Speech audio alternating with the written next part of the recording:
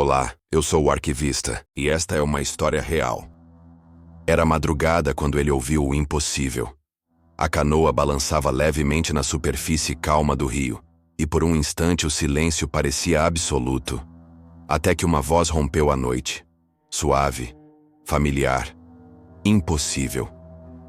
Era a voz da filha dele, morta há 3 anos. O homem deixou a rede cair da mão. Ficou imóvel, o coração acelerado, os olhos buscando na escuridão alguma explicação racional. Mas não havia ninguém ali, apenas a lua cheia refletida na água. Ainda assim, ele ouviu novamente: "Pai, me ajuda." E o chamado vinha de baixo, das profundezas do rio.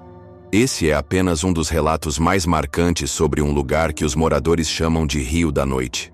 Durante o dia, ele parece inofensivo, um rio largo, cercado por mata densa, onde famílias pescam, crianças brincam e turistas tiram fotos.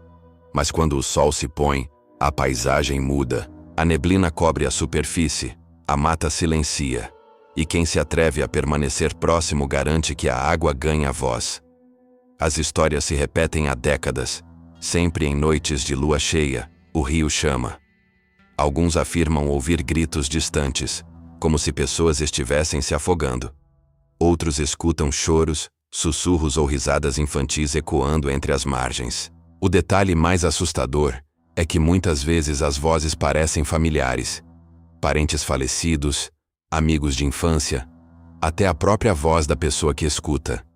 É como se o rio soubesse exatamente quem está ali e como atraí-lo.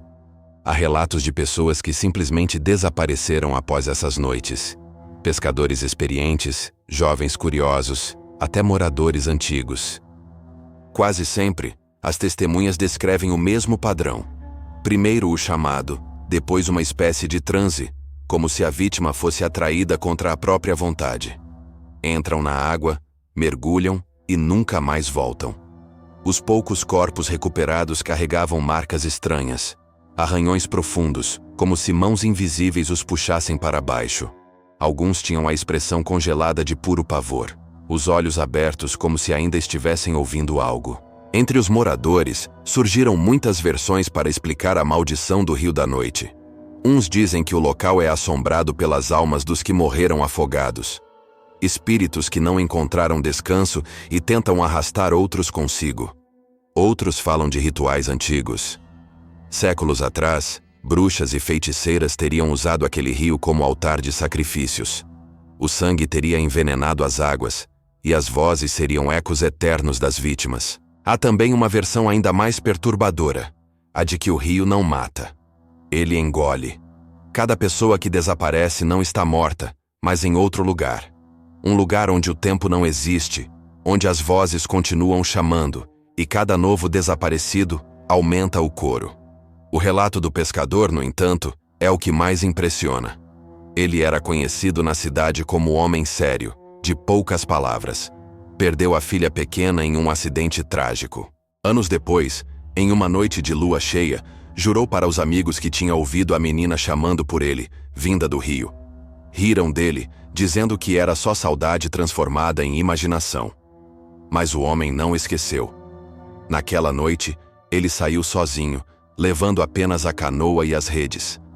Testemunhas afirmam que ouviram gritos e depois silêncio absoluto.